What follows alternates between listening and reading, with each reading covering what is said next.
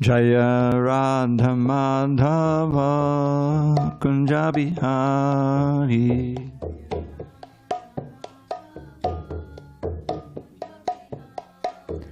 Jaya Radha Madhava Kunja Bihari. Madhava Bihari.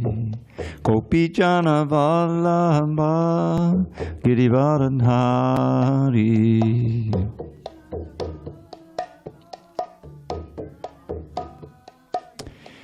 Gopi Jana Vallabha Girivardhari. Girivardhari. Yashodanandana Braja Jana Ranjana. Shodanandan Braja Jana Ranjana. Yashodanandana Braja Jana Ranjana. Yashodanandana Braja Jana Ranjana. Yamuna Tiravanacharya. Tiravanacharya. Yamuna Tiravanachari. Tiravanachari. Hare Krishna, Hare Krishna, Krishna Krishna, Hare Hare. Hare Rama, Hare Rama, Rama Rama, Hare Hare. Krishna, Hare Krishna, Krishna Krishna, Hare Hare. Hare Rama, Hare Rama, Rama Rama, Hare Hare. Hare Krishna, Hare Krishna, Krishna Krishna, Hare Hare. Hare Rama, Hare Rama, Rama Rama, Hare Hare.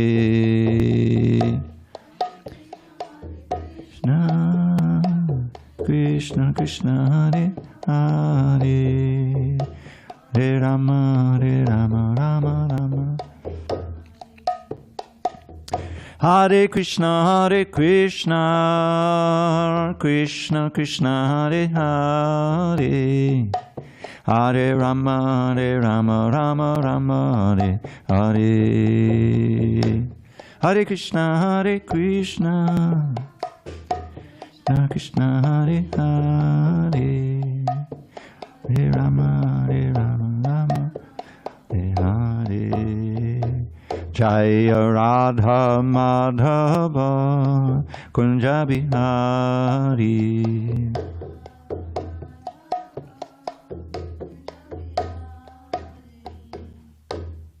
Jaya Vishnupad Pranamahamsa Paravijikacharya Ashtotar Sri Srimad His Divine Grace, Srila A.C. Bhaktivedanta Swami Prabhupada ki Jai.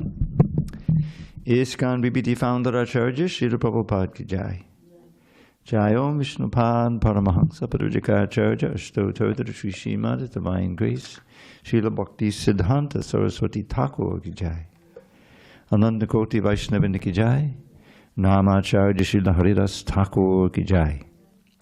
Srimad Bhagavad Gita ki Jai. Samaveda Bhaktavinda ki Jai. All glories to the assembled devotees. All glories to the assembled devotees. All glories to the assembled devotees. All glories to Sri Guru and Gauranga. Tapas, do me a favor. See if you can run into the lounge and find the drum that's wrapped in red. Yeah, wrapped in red. That's a better job. Hare Krishna. Welcome. Welcome to you too. Okay. Let's see. Om Namo Bhagavate Vasudevaya. Om Namo Bhagavate Vasudevaya. Om Namo... No. Anyway, it might be better. Prabhu, Haribo, come back. Put that one in the corner. When I do the kirtan, I'll try that one, because this one is a little dead. The other one they took out somewhere. I don't know where it is. Huh? No. If it was in there, he would have found it. There's a couple more dangas? All right. Find the one that's wrapped in red. Wrapped in red. Om Namo Bhagavate Vasudevaya. Om Namo Bhagavate Vasudevaya. Om Namo Bhagavate Vasudevaya.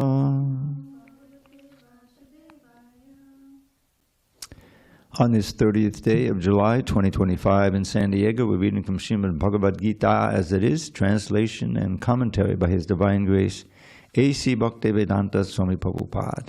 And we're in chapter 6, Dhyāna-yoga, text 37 on page 290. All right, put it over here. Maybe it'll be better than these two. Okay. Everyone on page? Okay. Arjuna Vacha. Ayati. Shandeyopeto. Page 290. Yogach. Chalita. Manasaha. Aprapya. Yoga Samsiddhim. Kam. Gatim. Krishna Gacchati. Arjuna Vacha.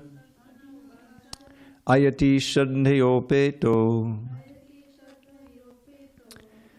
Yoga Chalitamanasaha. Aprapya Yoga Samsiddhim.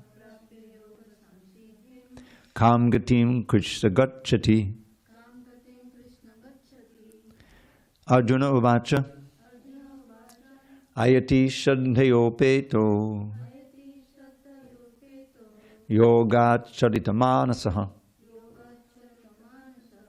Aprapya Yoga Samsiddhim. Kam Gatim Krishna Gacchati. Arjuna Vacha. Ayati Shandhayopeto.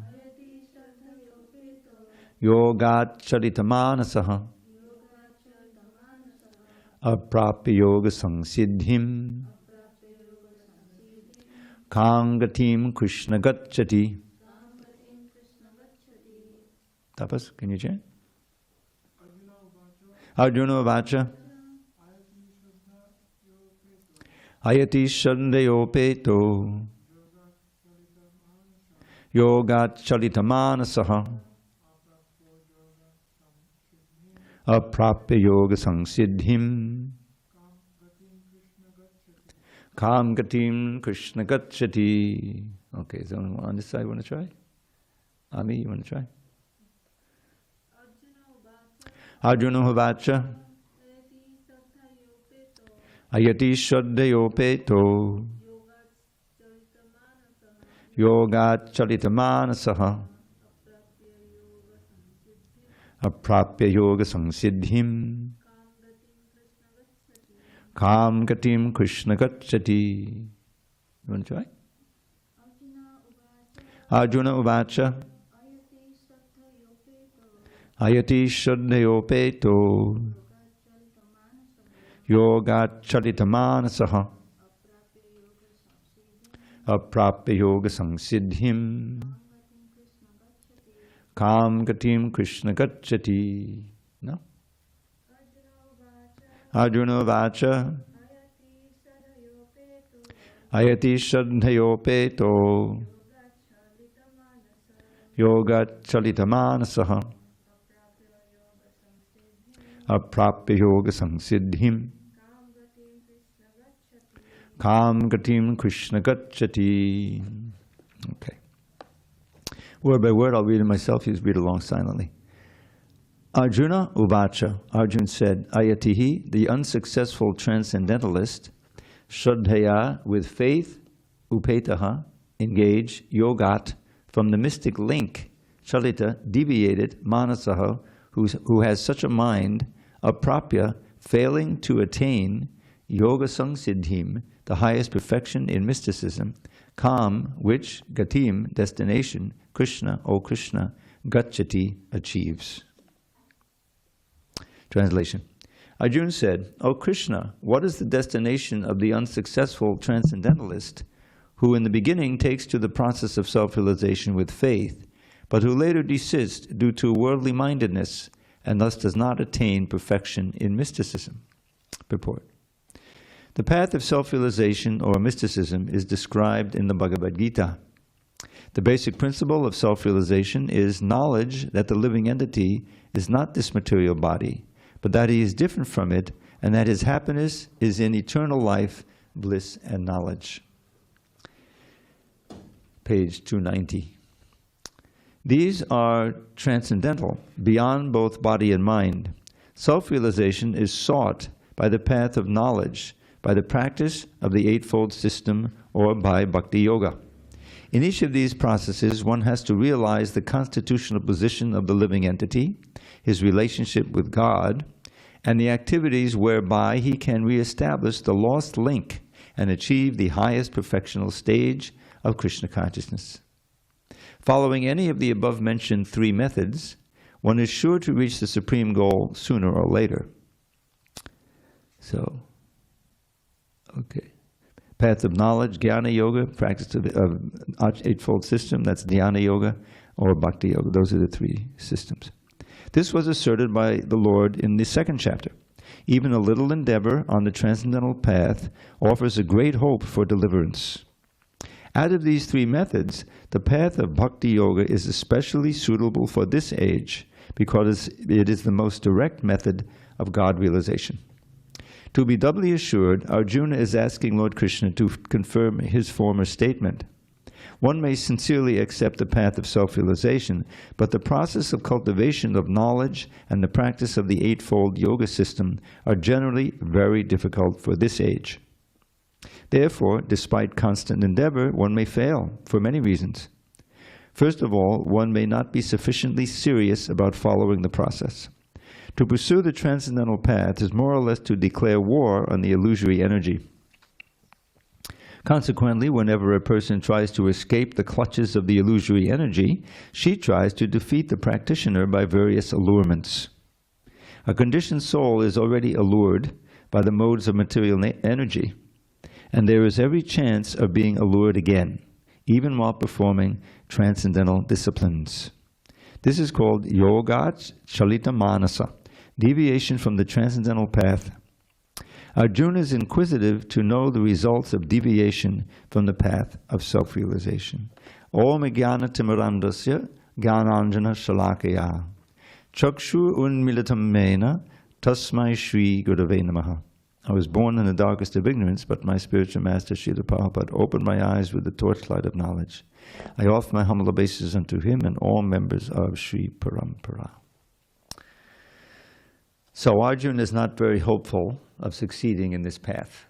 Those who are familiar with the Gita or have been attending the classes, we know that Krishna has described in quite detail the process of meditative yoga, how one should sit, what one should look at. I always say, I tried this one time. It's very difficult to look at between the eyebrows. There's two things, one, the tip of the nose sometimes, or the space between the eyebrows. Both are, it's not easy. And then to become familiar with that and just sit there alone somewhere in the jungle or in the Himalayas. It's not going to be thousands and millions of people following that. It's very difficult.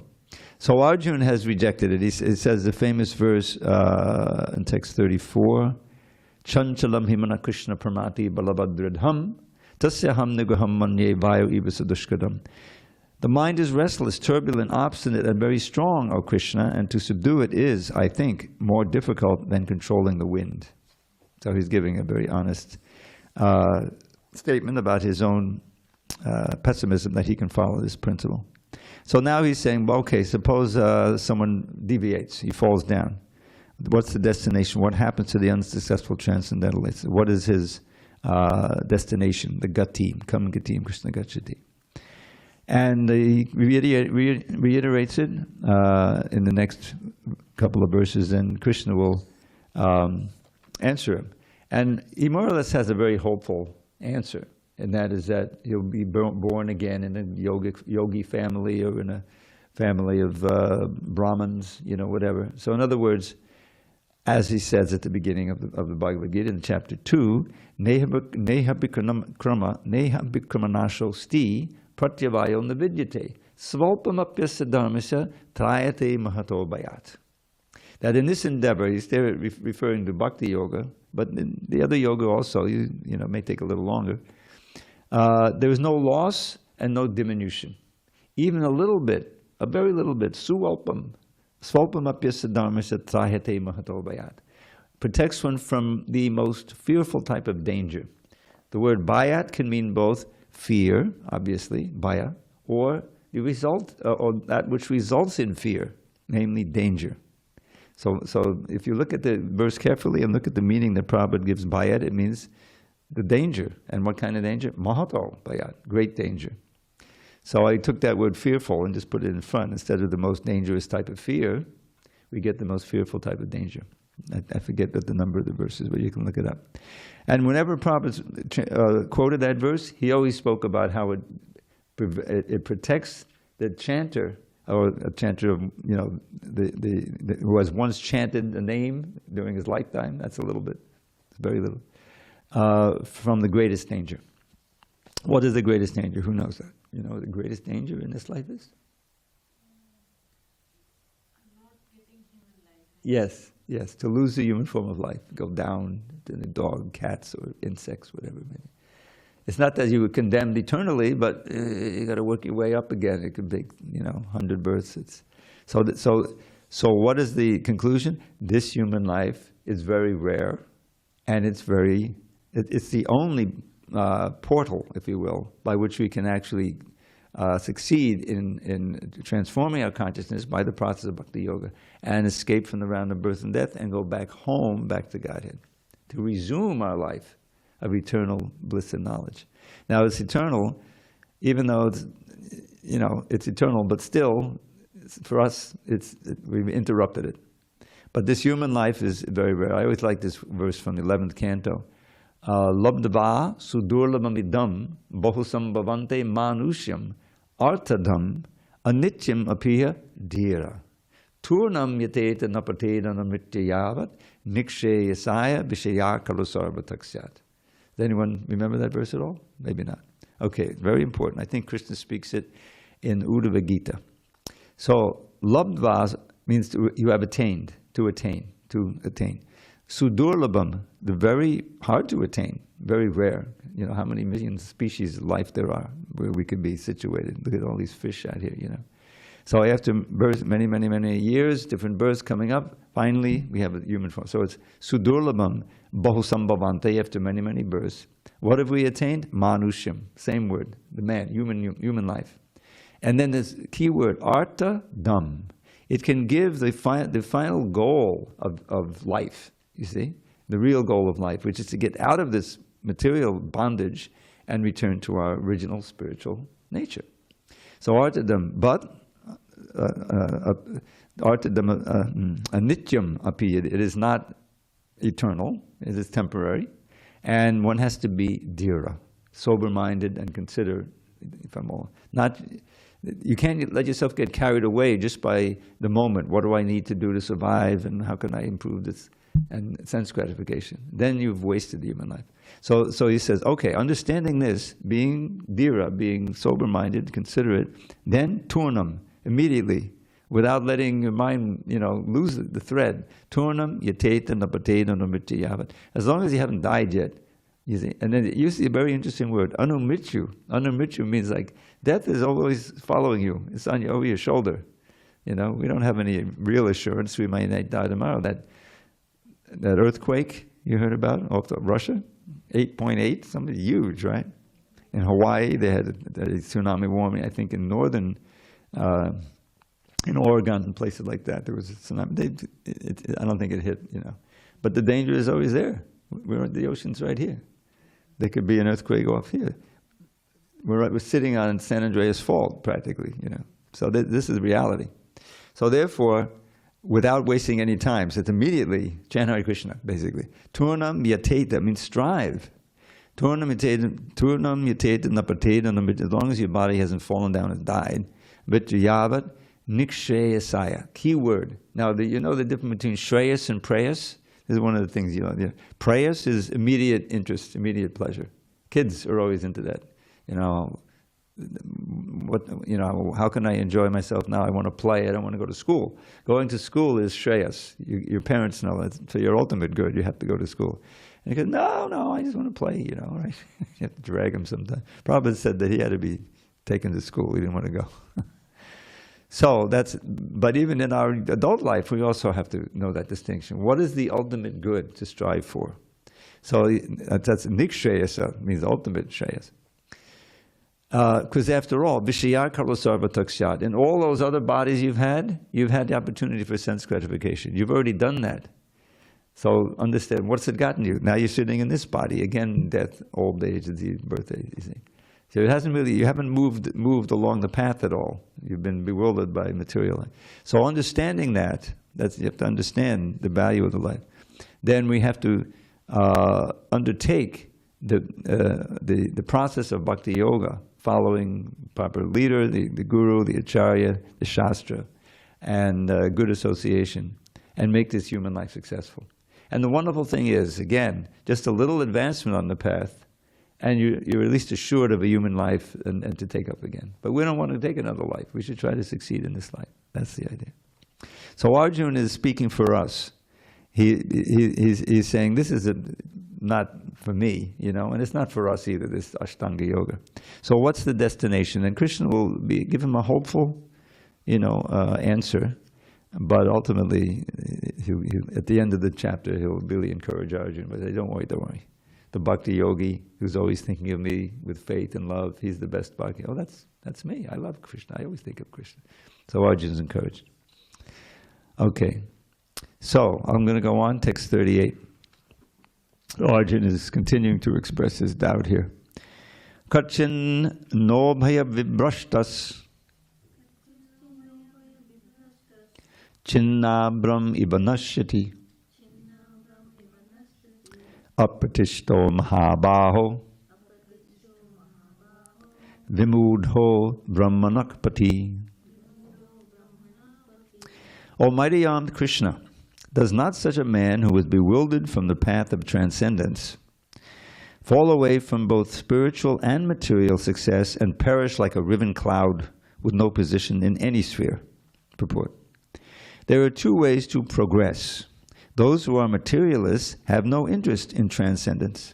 Therefore, they are more interested in material advancement by economic development or in promotion to the higher planets by appropriate work.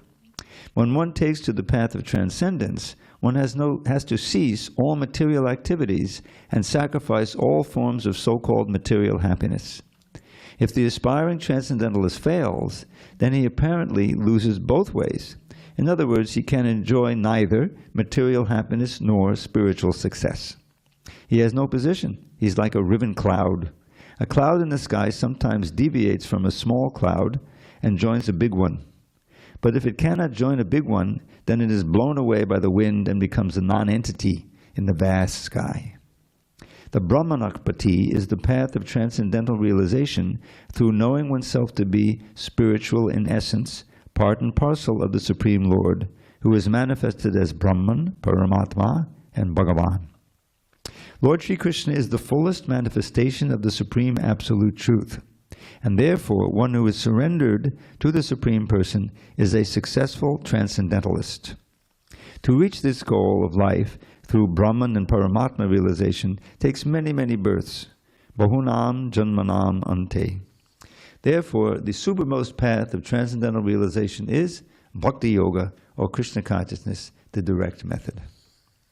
So that's a general theme in our books and in Srila Prabhupada's preaching, is that the characteristic of the human life is expressed in Kali Yuga, is expressed in the very beginning of the Bhagavatam, first chapter of the first canon. Prayena alpayashak sabhya kalabasmin yugejana manda sumanda matayo manda bhagya upadrita. You're familiar with this verse? Yes, I can see. So prayena means for the most part. Now that applies to all of the things. But the first one is we don't live that long. Alpa ayusha means 100 years maximum. Who lives 100 years these days, Previous years, like Arjuna, the average of the Dwapara Yuga was 1,000 years. It doesn't say how old he was here, but And then from there, 10,000, 100,000, Valmiki meditated for 60,000 years, If we can meditate for 60 minutes, we're very advanced. So we don't live very long. Kala in this Kali Yuga, Kalavasmin Yugejana, Manda. We're lazy in the matter of spiritual life. We're also often lazy in the matter of material life, but the point is, we're just manda, slow. And sumanda matayo means misguided. Even if we are interested, then we'll be misguided by so many charlatans, right? Bogus yogis.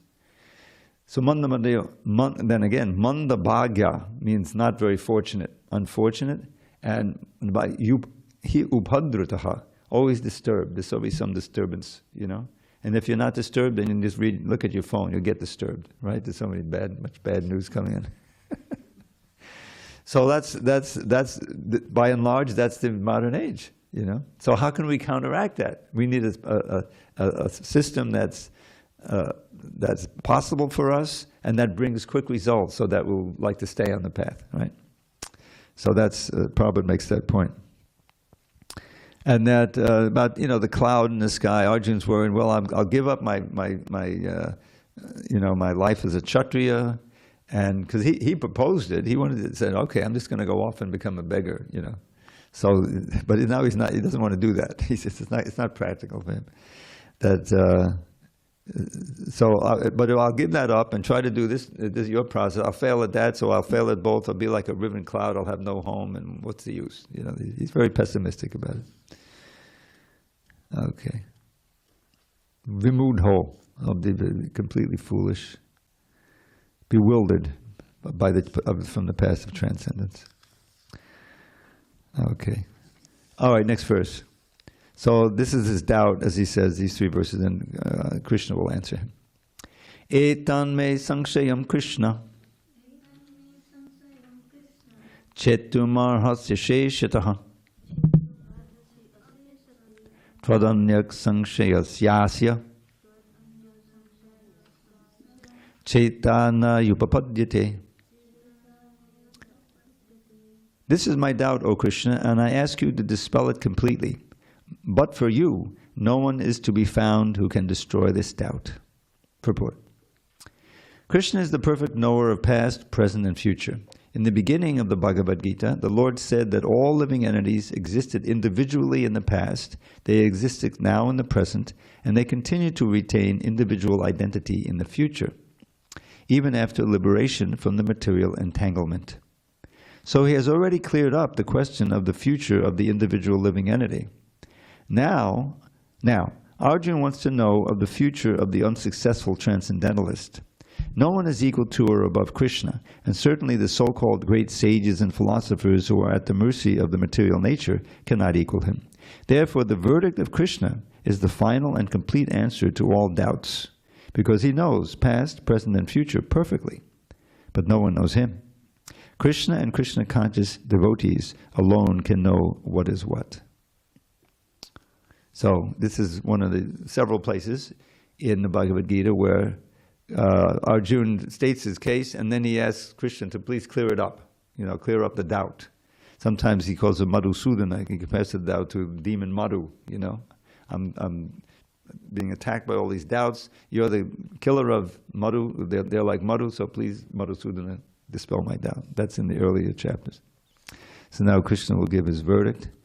And I think he continues, up into to the end of the chapter, which we'll probably cover. We'll be able to cover next week. Okay, text 40. Shri Bhagavan Vacha Parthanaiveha Namutra Vinashas Tasya Vidyate Nahi Kalyana Krit Kaschid Durgatim Tata Gacchati. So he addresses him as Tata, which is my friend. So this is very significant in this verse.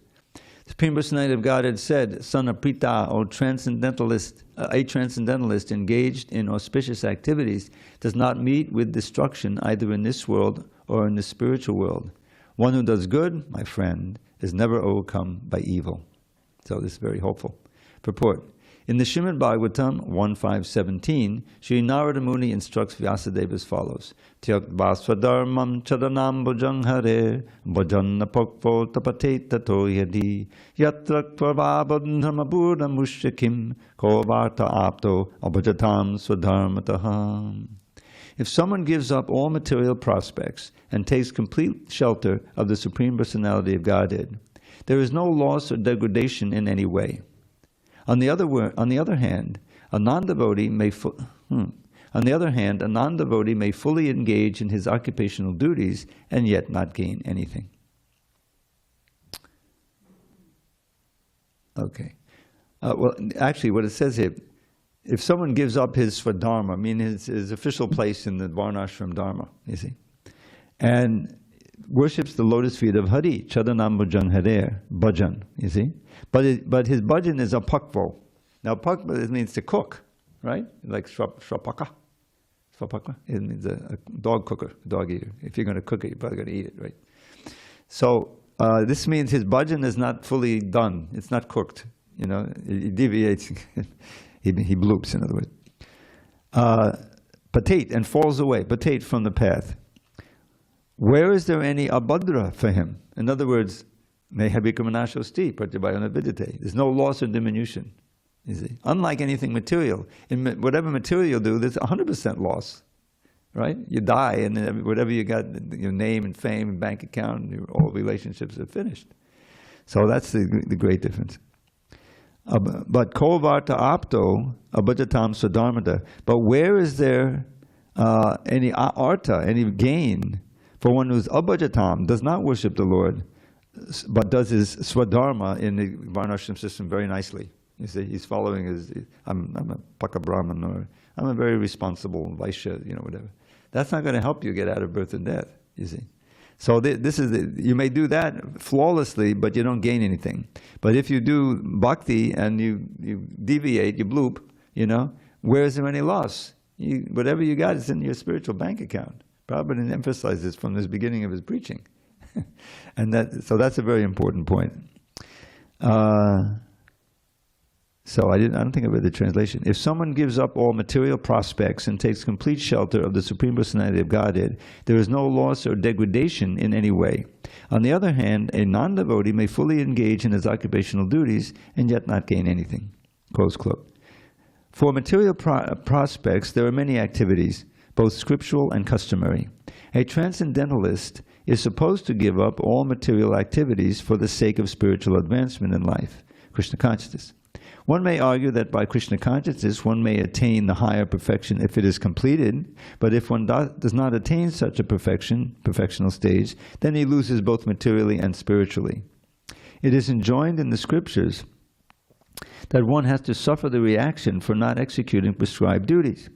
Therefore, one who fails to discharge transcendental activities properly becomes subjected to these reactions. The Bhagavatam assures the unsuccessful transcendentalist that there need be no worries. Even though he may be subjected to the reaction for not perfectly executing prescribed duties, he is still not the loser, because auspicious Krishna consciousness is never forgotten, and one so engaged will continue to be so even if he is low-born in the next life. On the other hand, one who simply follows strictly the prescribed duties need not necessarily attain auspicious results if he is lacking in Krishna consciousness. You understand? The purport may be understood as follows. Humanity may be divided into two sections, namely the regulated and the non-regulated. Those who are engaged simply in bestial sense gratifications without knowledge of their next life or spiritual salvation belong to the non-regulated section. And those who follow the principles of prescribed duties in the scriptures are classified amongst the regulated section. The non-regulated section, both civilized and non-civilized, educated and non-educated, strong and weak, are full of animal propensities. Their activities are never auspicious because while enjoying the animal propensities of eating, sleeping, defending, and mating, they perpetually remain in material existence, which is always miserable. On the other hand, those who are regulated by scriptural injunctions and who thus rise gradually to Krishna consciousness certainly progress in life. Those who are following the path of auspiciousness can be divided into three sections, namely 1, the followers of scriptural rules and regulations who are enjoying material prosperity. 2, those who are trying to find ultimate liberation from material existence. And 3, those who are devotees in Krishna consciousness. Those who are following the rules and regulations of the scriptures for material happiness may be further divided into 2 classes, those who are fruitive workers and those who desire no fruit for sense gratification. Those who are after fruitive results for sense gratification may be elevated to a higher standard of life, even to the higher planets, but still, because they are not free from material existence, they are not following the truly auspicious path. The only auspicious activities are those which lead one to liberation. Any activity which is not aimed at ultimate self-realization or liberation from the material bodily concept of life is not at all auspicious. Activity in Krishna consciousness is the only auspicious activity, and anyone who voluntarily accepts all bodily discomforts for the sake of making progress on the path of Krishna consciousness can be called a perfect transcendentalist under severe austerity. And because the Eightfold Yoga system is directed toward the ultimate realization of Krishna consciousness, such practice is also auspicious, and no one who is trying his best in this matter need fear degradation. So, just to expand on this idea that's from the quote in 1.5.17 that we read at the beginning of the purport, the next verse goes with it in the Bhagavatam, which is tasyaiva heto prayateta kovido nalabhyate yad brahmatam uparyada tallabhyate dukkha vadanyukak sukham kalain sarvata gabhira rangasa. So he's saying there that therefore, because what is the last half of the verse quoted in the purport? So, what is there anything auspicious for one who follows his dharma very nicely for prosperity and success in material life, but he doesn't have any bhajatam? He's not worshiping Krishna. He may even go to the heavenly planets, but we learn in the next chapter that I think it is at least certainly the 9th chapter, that even if you're able to get to Indraloka, oh, right, I made it, right? No, you didn't. You may enjoy 1,000,000 years or more of heavenly happiness, but chini punya majalogam vishanti. When your punya, your material credits,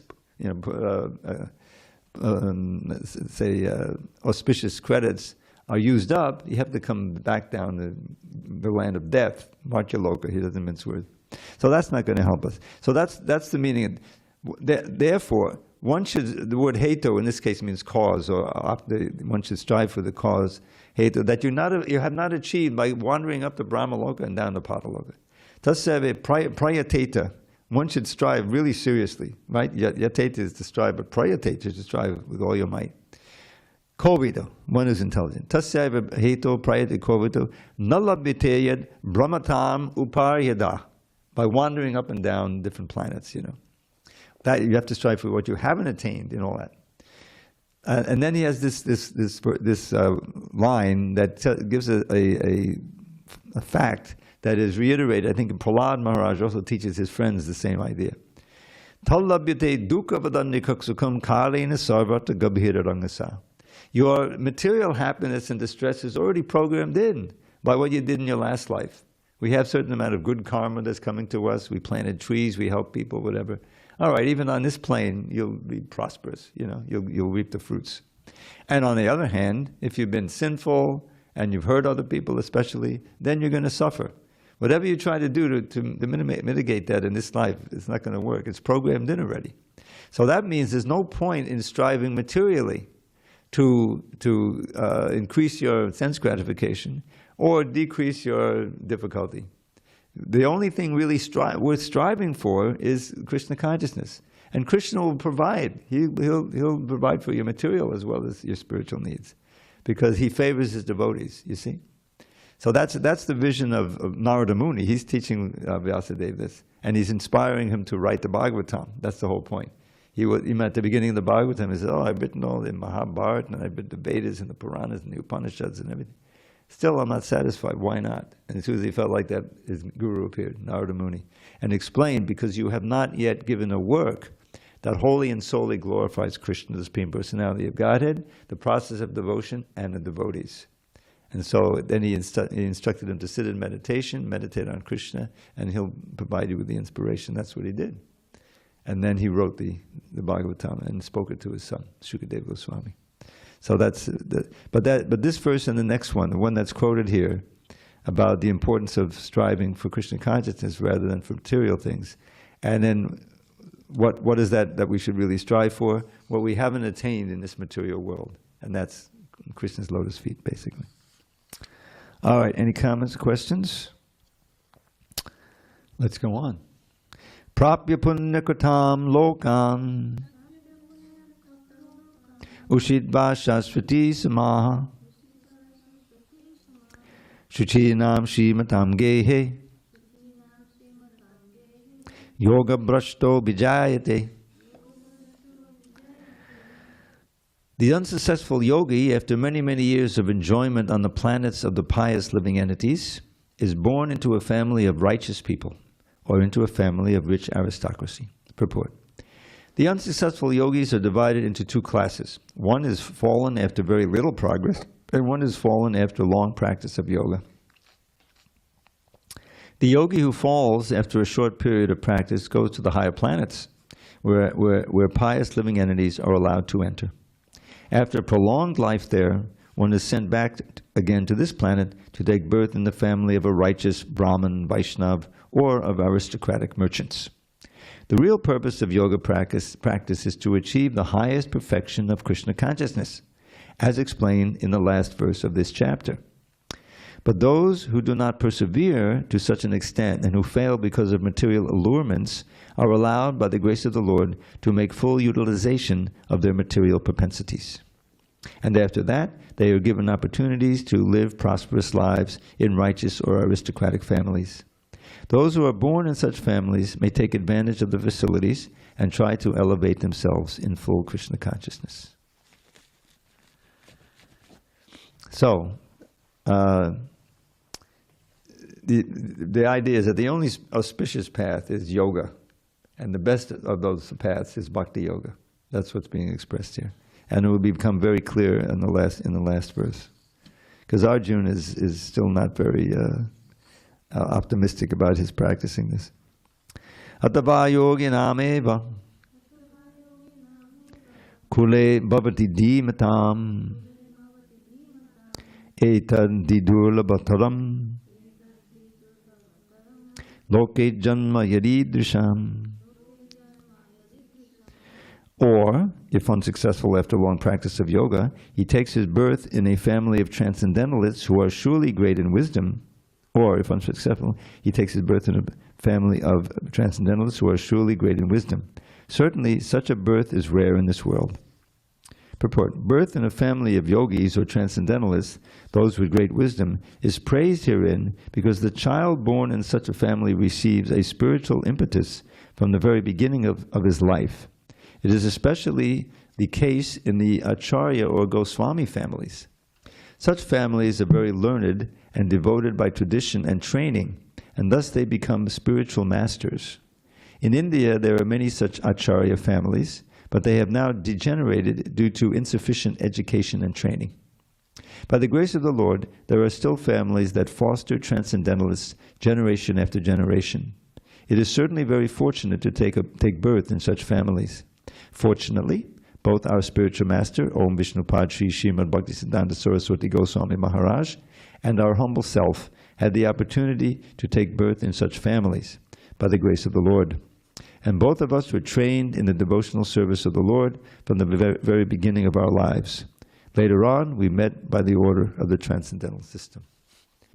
So this is another part, but in other places he glorifies, is thankful for his birth, especially his father. Story is his mother wanted to send him to England to become a lawyer. And his father said, no, I wanted to become a servant of Srimati Radharani, So his father, as well known, he gave him the opportunity to do the Ratha Yatra. Prabhupada was 5 years old or something. He wanted to do the Ratha Yatra. But they couldn't find a cart proper carriage. But one neighbor, a lady said, "Oh, I have one. You could use this one." And so he had this thing. He invited his friends, and it's a nice. I don't think there's a photo, but there's a nice painting of Prabhupada. So how invaluable that was, And there was a temple right across the street. Prabhupada said, even as a boy, he would go in a temple and look at that deity for hours, And it's interesting because I just had the last 2 or 3 days, I was teaching some of the kids here. We have a whole bunch of kids in the community, little girls and boys, different ages. And Paneshwari, she wanted me to do a thing with poetry, So we had the Shikshastika that I put into poem, and we just did the first verse. It's pretty big. But then today, we moved in here because we needed some amplification, And so one kid, I was working with him individually, and he said, "Maybe you can explain it to me. Sometimes, I have these dreams of Lord Chaitanya, and this happens and that happens." I don't dream of Lord Chaitanya. I said, this kid, and then I started trembling a little bit, and I said, "What's going on? What is that?" I said, I should take the dust of his lotus feet, He's born in a devotee family and raised from birth, Very fortunate children. And Prabhupada, you see him, they have so many, videos of Prabhupada. And he'll be there in, there's one beautiful scene. He's in the manor in India, in Britain, He's sitting on the grass. He loved to sit on the grass there. And there's these little kids that are coming up to him, And he's teasing them, He just want a cookie, but then he won't let go of the cookie, And the kid is... and he's just enjoying, Because he saw these children are so fortunate, from birth they get the dancing and as the deities, So that's the idea, is that they're fortunate souls. Somehow they didn't complete the course in the last life, but they're taking birth and they're able to be children of devotees, So that's Krishna's arrangement. We always have to remember that Krishna's really on our side. He wants us to come back to Godhead.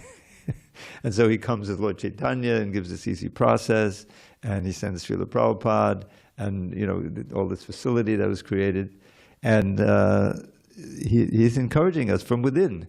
Lord Chaitanya explains in the Chaitanya Charitamrita when he's teaching to Sanatana Goswami how Krishna is always in the heart as the super soul. We know that it's in the Bhagavad Gita, and he's giving remembrance and forgetfulness and everything.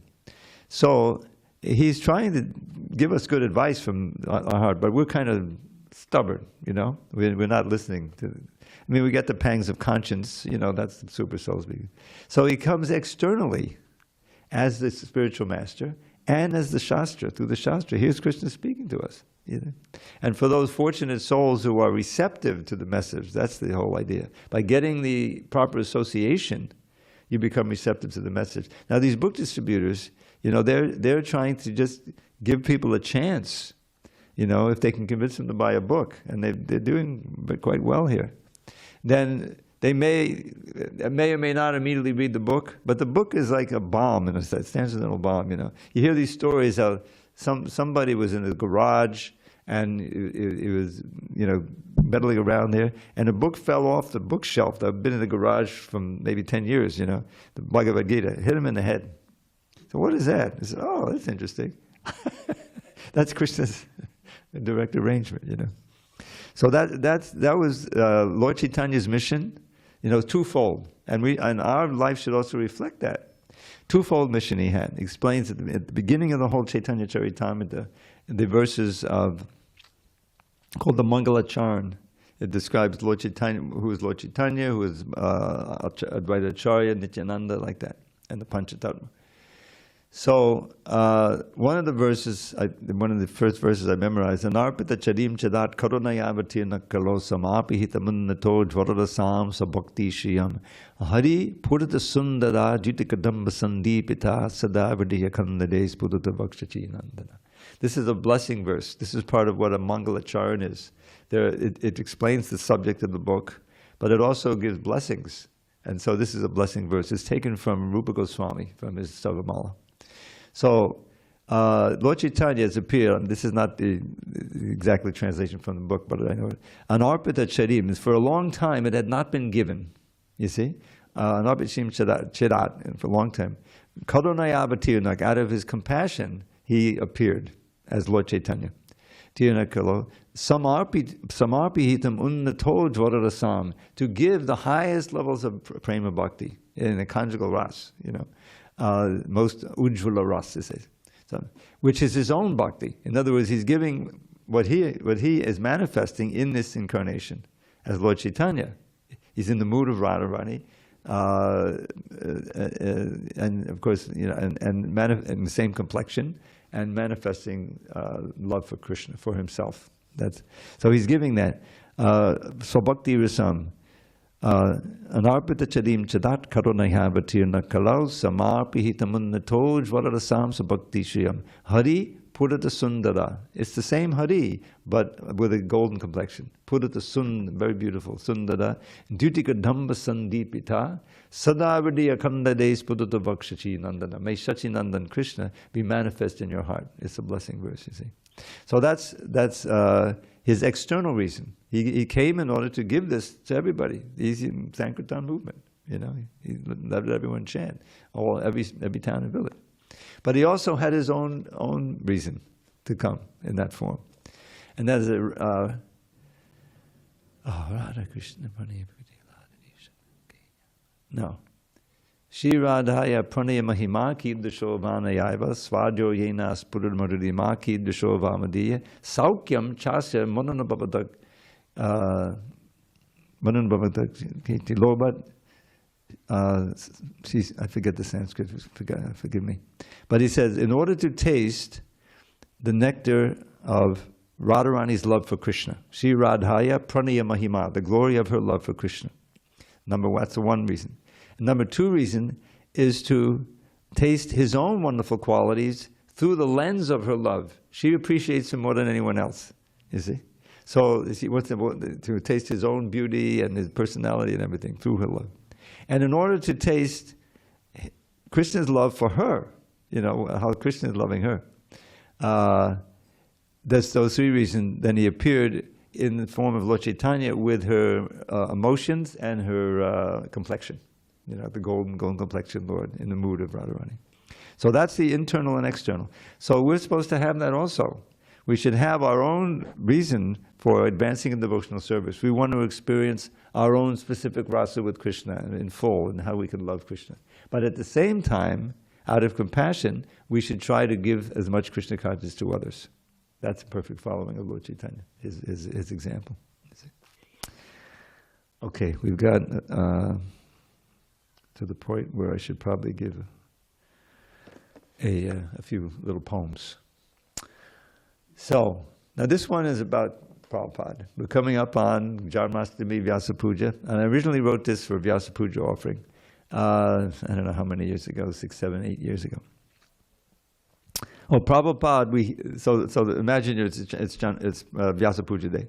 Prabhupada, on this great day when you appeared, Prabhupada, on this great day when you appeared, just like a ray of Krishna's vast effulgence bright to give this blind world back its sight, we thank you from the bottom of our heart and pray with deepest love that we may serve your lotus feet in every circumstance we meet.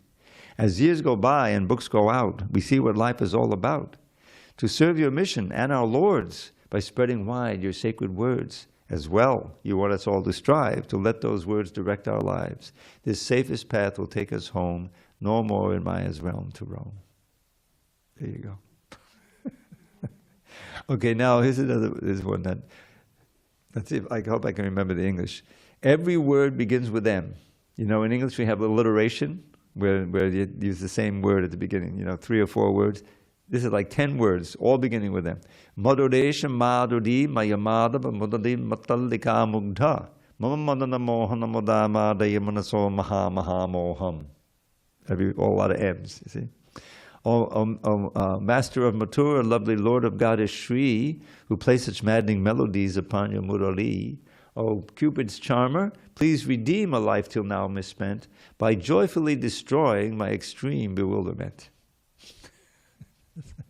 Little offering. All right, I think we should adjourn, get ready for kirtan. Thank you for your attention. All glory to Srila Prabhupada. Also, those who are online, thank you. And we'll resume on Monday.